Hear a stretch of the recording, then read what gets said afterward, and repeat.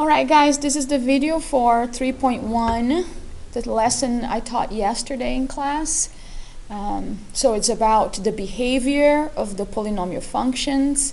I gave you notes. I'm just going to go over a few of the things we learned yesterday and do some examples with you just to review it. Okay, so first of all, let's review some of the things we talked about. Some of the characteristics about polynomials. One of the first things we want to know about a polynomial is the degree of the polynomial. That's one of the first characteristics that I need to know in order to tell more about the polynomial. The degree is the largest power, or another word for power is exponent. So the largest exponent of a polynomial function. We want to see what is the largest exponent, and that greatest exponent or power is the degree, determines the degree of the polynomial. So let's do some examples here. It says what is the degree of each of the polynomial. So it might not be in the right order, but I am looking for the highest exponent or the highest power. When I look over here, the highest exponent I see is a 2. This x over here, negative 3x, it does have an exponent. It's an exponent of 1. It's an invisible 1 right there. We usually don't write exponents of 1 in mathematics. So, but it is there. So we have a 1. And then the constant over here has no exponent. There's not a variable attached to it. You could say, it is not incorrect to say that there is a x to the 0 power here, okay, because x to the 0 power, anything to the 0 power is 1. So I can see that in order, I would see that this has a 0, this has a 1 exponent, and this has a 2. So the highest exponent we see here, the degree of this polynomial would be a 2, okay? So the highest exponent is a 2. Over here we look at it, g of x equals 1 minus x to the 4th. Again, the highest exponent we see here is the 4. So the degree of this polynomial is just 4. Okay, over here we have a constant. So again, it's kind of like the same example I'm talking about here. We could say that we have that 4 times x to the 0 is correct, is not incorrect. So I would say the degree here is just 0, okay? And then sometimes we will see something that is not all nice and in a standard form, like the number 1 here. It is in a standard form because the powers are lined up from highest to least, right? From greatest to smallest, greatest to least. Here, we look at it and it says, well, these are factored form. Can I still tell the degree? Absolutely. If you FOIL in your mind, if you do some mental math, you will see that if I FOIL this, I will get x times x squared. There's a rule of exponents that says if you have an x, any variable, times another variable, if you're multiplying the same variables, you add their exponents. So if I have x squared times x cubed, we get x to the 5th. So we're just adding the exponents. So if I multiply x times x squared, I end up getting an x cubed, x times a negative 9, we get negative 9x, and then you finish foiling, which I won't take time doing it because I already see it, that the highest exponent we're going to get is a 3. Okay? So the degree of this polynomial, it is in factored form, but I can still tell that it's just a 3. Okay? If you continue foiling, you will see that the highest exponent is a 3. Okay? Over here, number 2, it's already in standard form. Again, I'm going to review one more time. Standard form is when the powers, the exponents, are lined up from greatest to least. Okay? So I see here is a 3, a 2, and then the constant has no exponent. So the highest degree here is a 3.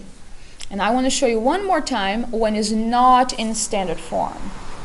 Over here, if you look at number 6, the example, you have y equals 2 times x to the 5th minus 3 times x to the 3rd plus 7 times x to the 5th. So it is not in standard form because the powers are not lined up from highest to least. Okay? So I have a 5, then a 3, but then up again to a high power of 6. If I scan it, I see that the highest exponent is the 6 right here. So the degree is a 6. Okay, that is the highest degree in this set of polynomials, so the degree of the polynomial is 6. Again, one more time, to do a one that is factored form, it is already factored out. There's a little mathematical trick that you can use. You can cover the numerical values and just look at the variables, and you see that x cubed times an x squared is going to be exactly this case I showed here on the side. Is just x cubed times an x squared, which is x to the 5th. And then if you continue foiling, you will see that that's all you get. The highest degree, the highest exponent is a 5. Okay? So if you cover, again, if you cover the 3, you see that you have an x cubed times an x squared, and that is x cubed times an x squared is just x to the 3 plus 2, which is x to the 5th. Okay? So it's just looking at degrees.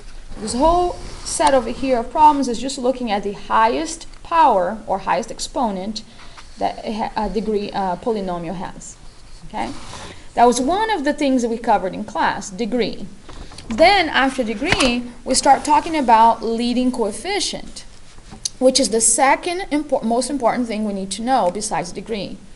Leading coefficient is the numerical factor, the numerical value of the term with the highest power. Once I find the term that has the highest exponent, the numerical factor, the numerical value operating on that term, it will be my leading coefficient. So first we need to find the term with the highest power. Then the number that is operating on that term will be my leading coefficient. So let's take a look at over here, same examples. So 4x squared minus 3x plus 1, I'm looking for the term with the highest power. The term with the highest power is this 4x squared over here. So the degree is a 2, that is the highest power. The numerical number, that is the numerical value that is operating on that term is a 4. So my leading coefficient is a 4. Okay? So it doesn't always come first because it's not always written in standard form. In this case, it was written in standard form, so it's the value that came first. But it doesn't always come first. And I want to show you this example right here. So take a look at number 3. We notice that the highest exponent is this negative x to the 4th. So the degree, again, is a 4, but the leading coefficient is not the number 1, because that is not the number operating on the x. If you cover the number 1, you see that it is a negative 1 times the x to the 4th. So the leading coefficient is a negative 1. Okay? So it is the number that is operating on the term that has the variable that has the highest exponent, the highest power. So let's take a look at the one that is not always come first, which is number 6 over here. If you take a look at it, we see that the highest term is this positive 7 times x to the 6th. We already determined that the degree of this is a 6 because that is the highest exponent. The leading coefficient will be that number that is operating on the variable with the highest term, which happens to be 7. If you actually rewrite this in a standard form, which I'll do it right here on the side, the term with the highest power comes first. So this would become 7x to the 6th. Now let's put it in order from highest to lowest. Then this positive 2x to the 5th would come second. Then the last one would be my negative 3x cubed. So there's 3 terms. You have the first term, the second term, and the third term.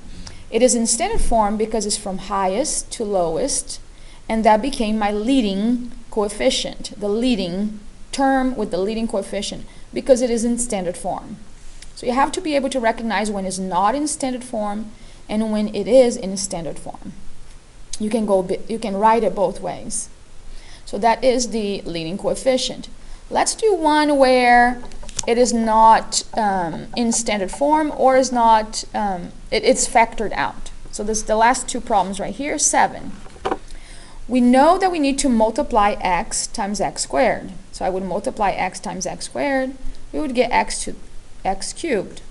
Then I would multiply x times a negative 9. I would get negative 9x. Then I would multiply negative 2 times the x squared. We're getting a negative 2x squared. And a negative 2 times a negative 9 would be positive 18. As you can see, it is not in standard form because I have the 3, and then I have the 1 here, and then I have the 2, and then I have a constant. So it's not in standard form, but I can certainly tell you that the highest power here, we did it before, is 3.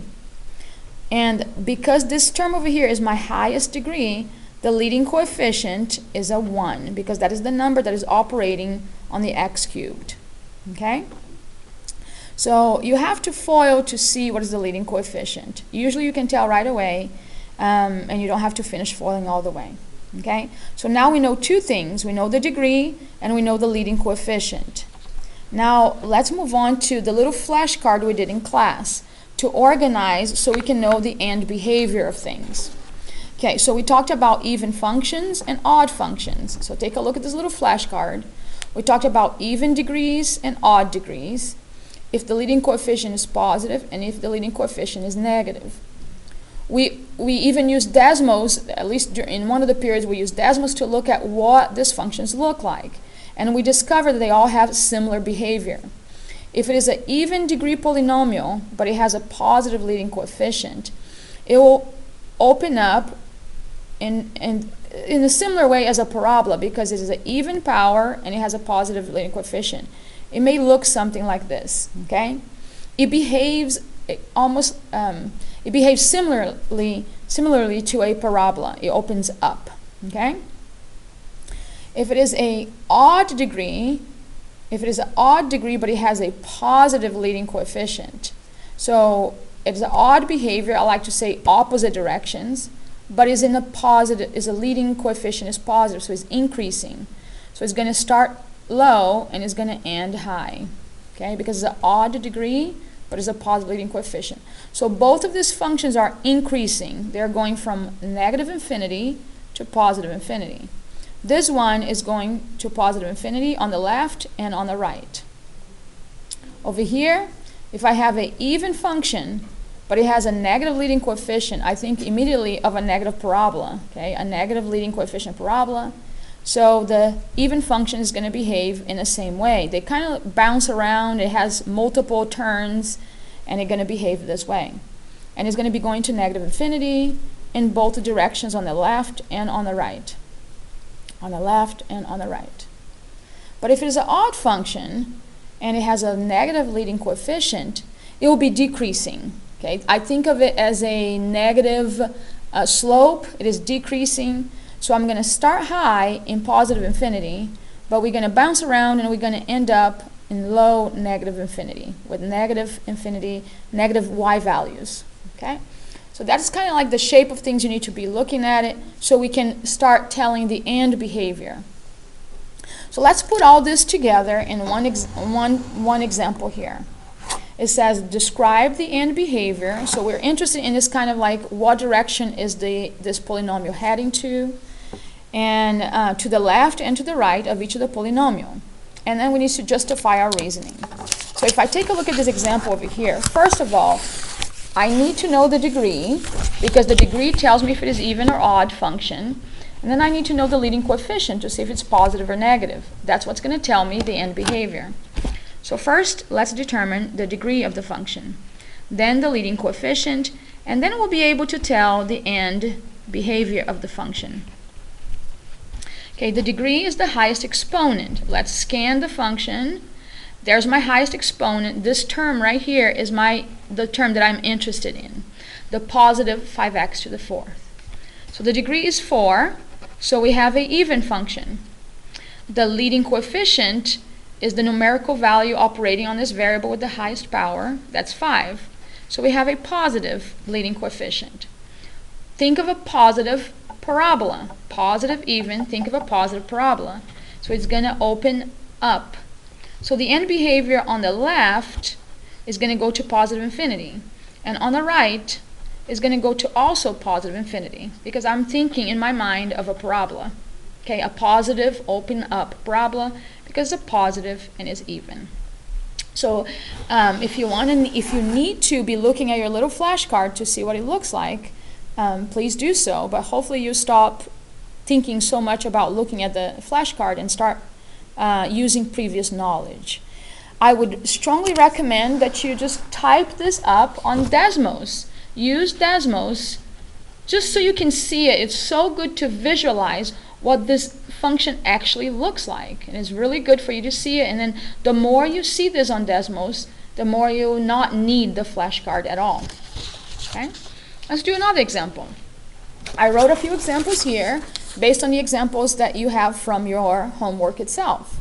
Let's take a look over here. We're interested in the degree because that helps me make my decision. The leading coefficient, those are the two pieces of information that helps make my decision. Let's scan the polynomial because it's not always in standard form. You may write it in standard form, and I'll do it this time. Standard form. I'm going to rewrite the polynomial in standard form. In a standard form, I look for the highest degree first. I see a positive for x to the fifth. So I'm going to write 4x to the fifth. Then the next one that is less than 5 would be the 3. It's a negative 12x cubed. Then the next one is a negative x and then a positive 1. Now you don't need to rewrite it in standard form, but I wanted to show you how it goes from not standard form to standard form. Then, now I can tell easily what is the highest degree because I put it from highest to lowest. The highest degree is a 5. My leading coefficient is the number that is operating on the variable with the highest power. So it is a 4. A positive leading coefficient, but an odd degree. When I see odd, I think of opposite directions. So this function is going to go in opposite directions. But it's a positive leading coefficient. I like to think of positive slope. I'm going to start low, but I'm going to end high. Something like this. Okay? I'm going to start low on the left, but I'm going to end high because that's how you increase from low values to high values, to positive high values. So that is exactly what it should look like. So I can tell that the end behavior on the left, it will be from negative infinity, just like I drew my little visual here. But on the right, it will go to positive infinity right here. Okay? Strongly recommend, again, type this on Desmos on your phone just so you can see that this is what it looks like. Because we have an odd degree, I like to think opposite directions. Okay? Opposite directions. Okay, let's do another one. And here we go. I am not going to put in standard form this time, but I am looking for the degree because that helps my decision and my leading coefficient. Let's scan it and let's find our biggest term. Right here in the back, a positive 6x to the sixth power. The degree is 6. The leading coefficient also happens to be a 6. So I have a positive leading coefficient and I have an even degree. Again, I think of positive, even, I think of positive parabolas. They both open up to the positive direction. I should have made a negative one just to see that it would have been the opposite of this. So the end behavior here, on the left, we're going to positive infinity. On the right, we're also going to positive infinity. Let me see if I have a better example. Let me see if I can be a little bit more creative here. And let's see if I can find a different, here we go. Here we go. I knew I could do better. So here we go. Let's do 2 more examples and we're done.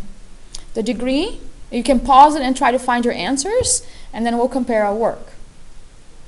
So the degree here, if I scan it from highest to lowest, nice, it is in standard form, 7, 4, and an invisible 1 here. So the highest degree is a 7, odd, opposite directions. My leading coefficient is negative 2, right there. So a negative odd function starts high and ends low. So from positive infinity on the left to negative infinity on the right. So the end behavior is exactly what I just drew there. On the left is positive infinity. On the right is negative infinity. As you can see, I start getting lazy and abbreviating everything here left and right.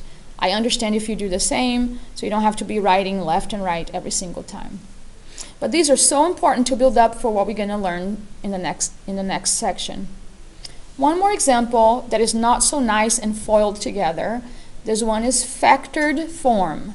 It is not in standard form, it is in factored form. So let me write that down. This is factored form. I see the factors here. They're not all foiled together. So I'm going to have to do a little bit of foiling in my mind here. You can cover the numerical values, -2 and -9, and think, what do you get when you multiply an x times an x squared? You get an x cubed. So if I start foiling, I would get x cubed, blah, blah, blah, blah, blah. But I'm really interested in the highest exponent, which it would be an x cubed. So the highest degree is a 3. The leading coefficient is a 1 because you're going to be multiplying 1x times 1x squared. The leading coefficient is a 1. So we got an odd function, opposite directions, but with a positive leading coefficient. So we're going to be going from low values, and because it's positive, we're going to go higher to positive values. So from negative values to positive infinity, high values. So on the left, we got negative infinity. On the right, we're heading to positive infinity. And that concludes this unit. Is just pretty much, I'm sorry, not this unit, this section 3.1 is just knowing degree, leading coefficient, and the general shape. These are general shapes, it's not precise. We're going to learn how to do precisely the graphing of this next section.